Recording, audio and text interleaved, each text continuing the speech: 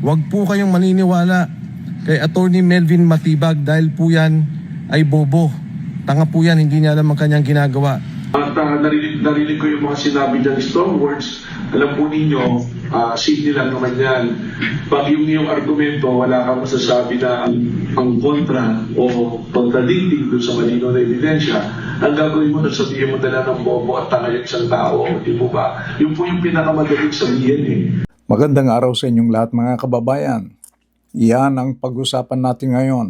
Ang matinding bangayan ni NBI Director Melvin Matibag at dating Representative Mike Defensor. Pero bagong lahat, huwag niyong kalilimutan na mag-subscribe sa ating channel kung hindi pa kayo subscriber. Please like, comment, and share. Pakiclick na rin ang notification bell para hindi niyo makaligtan ng ating mga bagong video. Napanood at narinig ninyo ang pahayag ni Mike Defensor laban kay Director Melvin Matibag ng NBI. Sabi niya, huwag kayong maniniwala kay Attorney Melvin Matibag dahil yan ay bobo. Pero sa kanyang Facebook post, sinabi ni Defensor na hindi niya sinabing ang NBI ay bobo.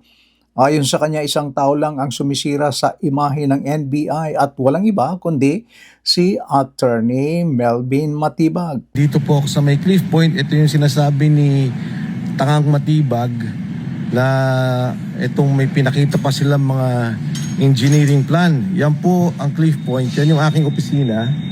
Ayan, nakikita nyo may mga establishment, nandyan yung Korean restaurant, yung 7-Eleven. Andito po yung may studio dyan, may offices sa taas. At ito yung sinasabi nila na sa Chicago, yan po yung buong complex nitong Cliff Point na kanilang tinuturo. Alam nyo, itong NBI, hindi ko naman huli lahat and may simpatya at may respeto ako sa mga kawani ng ating NBI. Talagang ginagamit pampolitika. Etong sinasabi nila na meron daw akong kinalaman dito sa human trafficking. Ang basic na sinasabi nila dahil kami ang may-ari nitong establishment na ito ay involved na daw po kami sa ganoong human trafficking. Una sa lahat, kailangan po natin linawin yan, yung human trafficking, napakasama pong kaso niyan. At syempre, ang gusto nila non-bailable. Alam nyo, sa Soler, meron po dyan KTV Club. Diyan po sa Shangri-La lang. Dito sa may Shangri-La EDSA. Maging dito sa City of Dreams, sa Resorts World. Dahil po yan may mga KTV. Ang sinasabi nila, meron daw pong human trafficking na para bang pinilit, ginipit yung mga tao o di kayo tinatakot. Yan po'y walang mga katotohanan. At itong establishmentong ito, katulad ng pinakita ko sa inyo, ito pong lugar na to, marami po ditong mga investor na magkakasama kami. At kung si Matibag lang nang imbestiga ng tama, malalaman niya na may mga kasama kami dito na ngayon ay cabinet secretary. At meron din pong isang investor dito na senador. Parating nga nandito at maraming mag-witness na dito siya nagpupunta. Talagang malalim na, talagang napakatindi na ang bangayan ng dalawa. Kaya tuloy pati yung mga kababayan natin. Hati rin ang kanilang opinion, hati ang kanilang pananaw. May mga pumapanig kay NBI Director Matibag, habang yung mga iba naman ay sumusuporta kay Mike Defensor. Sa mga sumusuporta kay Director Matibag, sabi nila nararapat lamang na imbestigahan ang allegation laban kay Mike Defensor at gusto nilang makita yung mga ebidensya laban sa kanya. Samantala sa mga sumusuporta naman kay Mike Defensor, naniniwala sila na ito ay isang paraan para tumahimik siya. Alam naman natin na si Defensor ay isang mabigat, matinding kritiko ng administration hinggil sa corruption. Kaya sa mga supporter niya, ang sabi nila, ang ginagawa raw ni Matibag ay isang political harassment, isang operation para patahimikin si Defensor.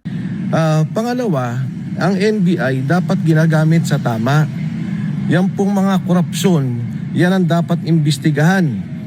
Paano magkakaroon ng imbestigasyon na tama na hinihingi ng taong bayan kung ang asawa mismo ni Attorney Melvin Matibag na akala mo kung sino, Bureau Director lamang, akala mo kung sino na siya magsalita maging sa mga senador, ito pong mga kalaban nila sa politika, hindi niya maimbestigan dahil mismong sila involved sa bilyong-bilyong korupsyon sa flood control dyan sa San Pedro, Laguna. Kaya yung kasong sinasabi nila, handa akong harapin yan at alam kong gawa-gawa nila yan, gagawin nilang lahat para makulong po kami, ang lahat na nagsasalita tungkol sa flood control scandal at tungkol sa korupsyon. Yung mga sinasabi ng struktura, paano mangyayari yung struktura? Ito'y lahat inapprove ng Pasig City. Inapprove po ito ng building official ng Pasig sa ilalim ng ating mayor, buting mayor, Mayor Vico Soto. Kaya ito pong sinasabi lang mga kalokohan na kung ano nung iniba daw ang building permit plan o ang building plan, wala pong katotohanan. Sa ating pong mga kababayan, yung pong ginagawa nilang pagpapatahimik, may kaso rin kami ni Marcoleta tungkol dyan sa plunder, katulad din po yan, gawa-gawa din po yan at walang katotohanan, lalabanan po namin yan. Ang lahat ng kalaban nila sa korupsyon ang kanilang kinakasuhan. Ang lahat ng lumalaban sa katiwalian, 1.5 trilyon ang ninakaw na pondo sa ating bayan at gusto nilang manahimik tayo, hindi po tayo tatahimik hanggat walang hustisya, walang nakukulong. Kaya yung NBI, National Bureau of Investigation, ang dapat nyong gawin, mag-imbestiga kayo ng korupsyon, tulungan ninyo yung ating gobyerno at alamin ninyo talaga kung ano ang katotohanan sa korupsyong to kaysa ginagamit tayo sa politika. Huwag po kayong maniniwala kay Attorney Melvin Matibag dahil po yan ay bobo. Tanga po yan, hindi niya alam ang kanyang ginagawa. Para po sa ating bayan, sa mga kawani ng NBI, huwag po tayong paggamit. Napakaganda ng ating ahensya. Respetado po tayo. Huwag po tayong pagagamit dito sa mga kalokohan na ginagawa ng NBI na pampolitika lamang. Lahat ng mga kalaban nila ay kanilang kinukulong, pinapatahimik at kinakasuhan. Mahigit 40 na po kaming nakasuhan dito sa problema ng flood control scandal. Lahat ng mga nagsalita, hindi naman involved sa korupsyon. Wala namang ninakaw pera pero nagsasalita laban sa korupsyon, kinasuhan na po kami lahat.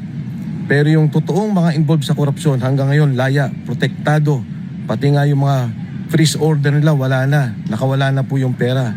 Yan ang ating problema sa ngayon at yan ang dapat nating tugunan. May buwelta naman si Director Melvin Matibag. Naman po iniimbestigahan natin. Kung meron pong ebidensyang pumapasok, iniimbestigahan po natin yan.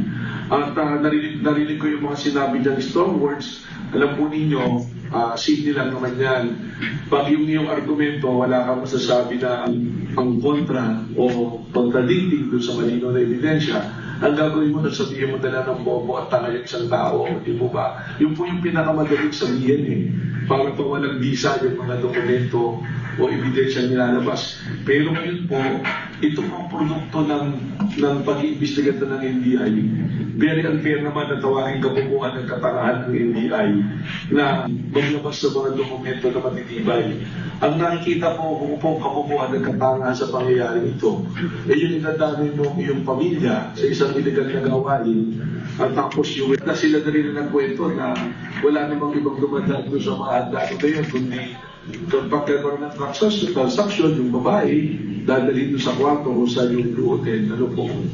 So, na-recall po nila lahat yan. Yung sinasabi po walang pilitan, tama naman na physically walang pilitan, pero exploitation based on their poverty, based on their needs. Sabi ko nga, yung profile ito, mga single mothers to mga ito, na nangangailangan bumita. Hanggang sa nagsusuka na dahil pinipilit sila kuminom. Dahil pagkano isang order ng beer doon, ng inumin, mahal talaga. So pag marami kang nainom, maraming komisyon. Ganun po yung sitwasyon na nangyayari ka. Ano ang inyong pananaw? Ginagamit ba ni Director Melvin Matibag ang NBI para patahimikin, para kasuhan ang mga kritiko, para kasuhan ang mga whistleblowers laban sa korupsyon at Marcos administration? Please leave your comments below. Maraming salamat sa inyong panonood. Hanggang sa muli. And please don't forget to like and subscribe. Bye-bye.